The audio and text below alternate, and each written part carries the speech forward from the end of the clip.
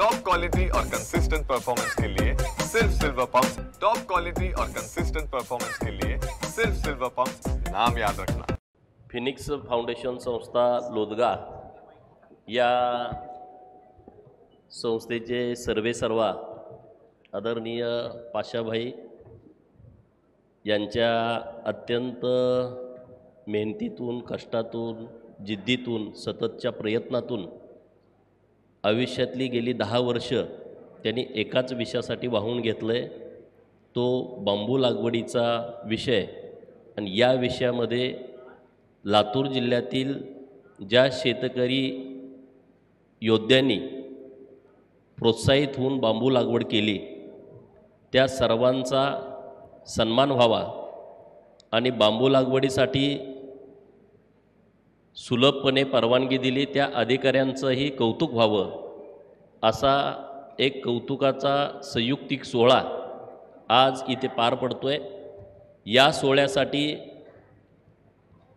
आवर्जून उपस्थित महाराष्ट्राचे रोजगार हमी खात्याचे मंत्री, रायगडचा मावळा, छत्रपती शिवाजी महाराजांच्या विचाराचा पाईक माननीय भरतसेठ गोगावले साहेब, आत्ताच आपल्याला मार्गदर्शन करून गेलेले सहकार मंत्री माननीय बाबासाहेब पाटील साहेब, व्यासपीठावरती उपस्थित सर्व मान्यवर आणि तुम्ही सर्वजण उपस्थित इतक्या मोठ्या संख्येनं माझे शेतकरी बांधव, पत्रकार मित्रांनो, खरं तर एखादा माणूस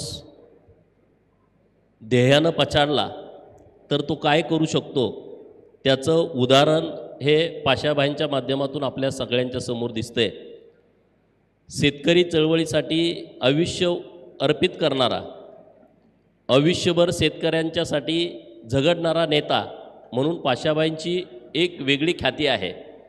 एक अभ्यासू व्यक्तिमत्व, कोणताही विषय त्यांच्यासमोर आला तर त्याच्याविषयीची त्यांना प्रचंड माहिती आहे आणि बांबू लागवडीचा विषय ते सातत्यानं बोलतात, जे भेटल त्यांना बोलत राहतात।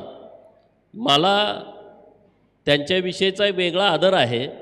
मुंबईमध्ये एकनाथ शिंदे साहेबांच्याकडं माझं एक काम होतं आणि त्यांना मी शोधत होतो आणि ते सापडत नव्हते आणि मग ते एका कार्यक्रमाच्या ठिकाणी आहेत असं मला कळालं आणि मग तिथं मी गेलो आणि तिथं गेल्यानंतर एक कार्यक्रम चालू होता पाशाभाईंचा आणि तिथं लाईट गेली होती त्या हॉलमधली।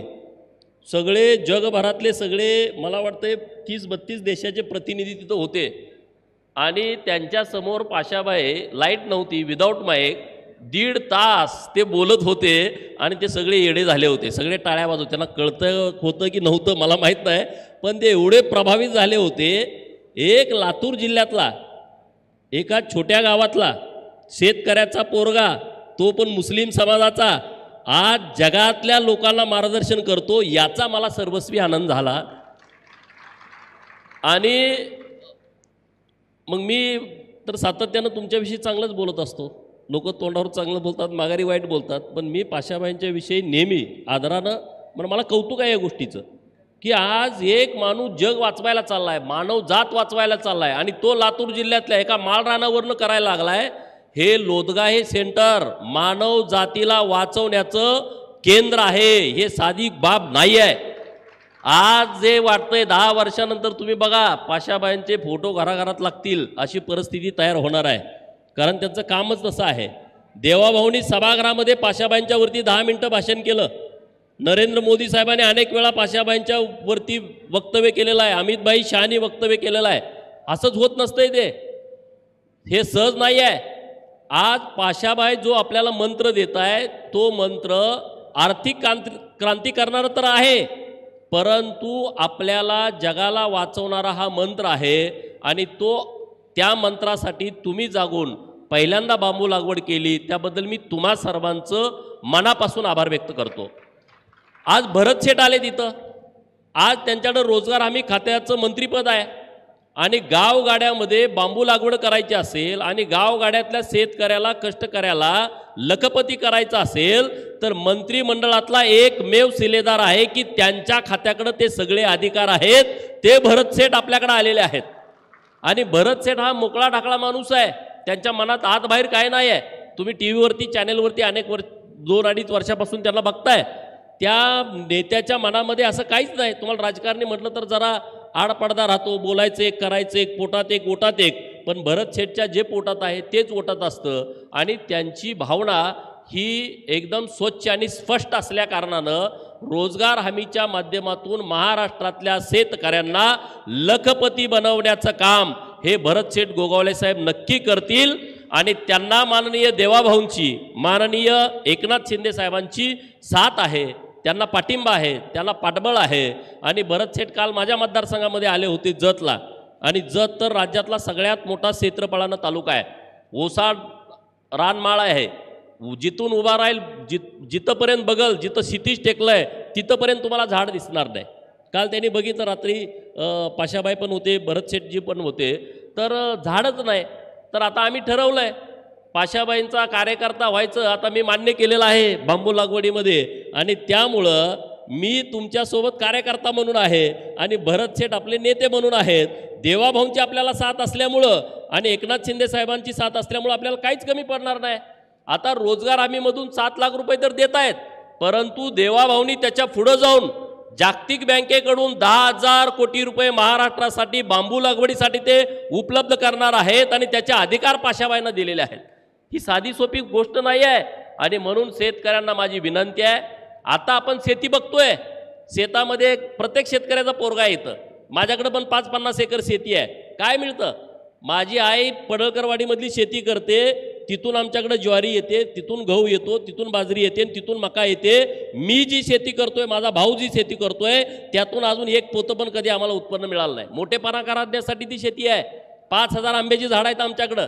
आंबं खायापुरतं येतात, विक्रीला कधी आले नाहीत. काहीतरी होतं 3 वर्ष मोहरच येत नाही, आला का परत मध्येच गळून जातोय, आंबा लागले का परत मध्येच पडते. नवीन नवीन नवीन 4 वेळा पिकं, एकदा ऊस लावला, एकदा डाळिंब लावलं, एकदा द्राक्षे लावली, आता द्राक्षे काढून टाकली, परत डाळिंब लावली. काय त्याचा उपयोग आहे? म्हणून बांबू लागवड एकदा लावा, एक पिढी संपेपर्यंत परत तिकडे बघायला जायला लागत नाही, परत तुम्हाला त्याचा खर्च पण नाही.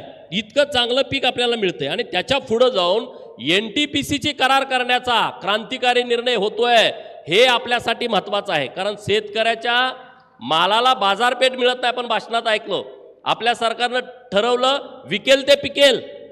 पाशाबाईंनी तोच विषय आपल्या पुढे आणलेला आहे की बांबू लागवड तुम्ही करा. NTPC केंद्राची संस्था आहे, त्याच्याशी डायरेक्ट आपला करार होतोय 4,000. ते सांगतायत 4,000, पण 5,000 तो होऊ शकतो असं त्यांचं म्हणणं आहे. तर आपण आपल्याकडं शेती जर 10 एकर असेल तर किमान 5 एकर तर आपण बांबू लागवड केली पाहिजे. आणि भरत शेठ आणि पाशाबाईंची गट्टी जर जमली तर महाराष्ट्रामध्ये दोघांच्या गट्टीमुळं एक मोठी क्रांती होऊ शकते.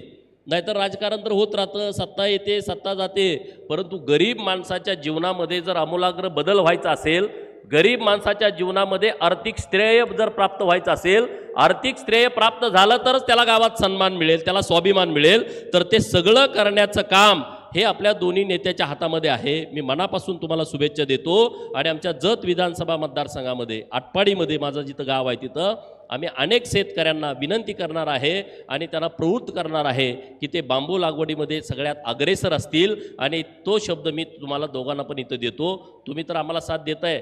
काल भरत शेठनी माझा तालुका महाराष्ट्रातला पहिला रोजगार हमीसाठीचा पायलट प्रोजेक्ट म्हणून घोषित केलेला आहे. आणि त्यामुळं आमच्या लोकांचा तर खूप चांगल्या पद्धतीचा त्याला रिस्पॉन्स आहे. अधिकारी वर्गांच्या हातामध्ये खूप आहे. आणि तुम्हालाही माझी पाशाबाईंनी पण तुम्हाला विनंती केली की तुमच्या हातामध्ये हे सगळं आहे, तुम्ही घाबरू नका. भरत शेठ तुमच्या पाठीशी ठामपणे उभे आहेत. कोण माहिती अधिकारवाला आला, तक्रारवाला आला, हे का केलं ते का केलं, असल्या कुठल्या गोष्टीला सरकार दाद देणार नाही अशी त्यांनी काल भूमिका तिथं मांडलेली आहे. त्यामुळे जे असे काय आडवे येतात त्या लोकांना न जुमानता आपण सगळ्यांनी काम करावं. परत एकदा सर्व शेतकऱ्यांचं मी मनापासून खूप खूप अभिनंदन करतो. पाशाबाईंना त्यांच्या कामासाठी खूप खूप शुभेच्छा देतो की जागतिक लेवलला आज तुमचं काम चाललं आहे. आणि मला त्या दिवशी आनंद होईल की अखंड जगामध्ये फक्त बांबू या विषयामध्ये पाशाबाई पटेलांचं नाव हे नंबर 1ला असेल. त्या दिवशी आपल्या सगळ्यांना खूप खूप त्या गोष्टीचा आनंद होईल. आणि ती वेळ आता लांब नाही आहे. आता तुमच्या सगळ्या इन्स्टिट्यूटमध्ये फिरताना आम्ही सगळे सायंटिस्ट बघितले, त्यांचे फोटो आणि तुमचं पण तसं चेहरा बेरा त्या आईन्स्टाईन बिनस्टाईन असे जुन्या सायंटिस्ट जे होते तशीच दाढी तशीच केस तसाच चष्मा असं दिसतंय. मला एक दिवस असे सगळ्या शाळेच्या भिंतीवरती बांबू मॅन म्हणून पाशाबाईंचा फोटो लागावा, अशा पद्धतीचं काम आपल्या हातून घडावं अशी एक परमेश्वरचरणी प्रार्थना करतो. आणि मला बोलावलं, आयत्या वेळी गाडीत टाकून तुम्ही आणलंय आणि इथं मला बोलायला संधी दिली आहे, त्याबद्दल मी तुमचं मनापासून आभार व्यक्त करतो आणि भरत शेठजींना विनंती करतो की त्यांनी त्यांचं मनोगत व्यक्त करावं.